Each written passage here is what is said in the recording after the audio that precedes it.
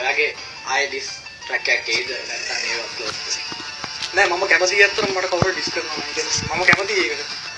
හැබැයි මම දන්නේ රෙස්පොන්ස් එක මම අනිවාර්යෙන්ම මේ මට සෙට් නම් මම රෙස්පොන්ස් කරලා මාර අනිවාර්යෙන්ම කියන්නේ ඒකයි.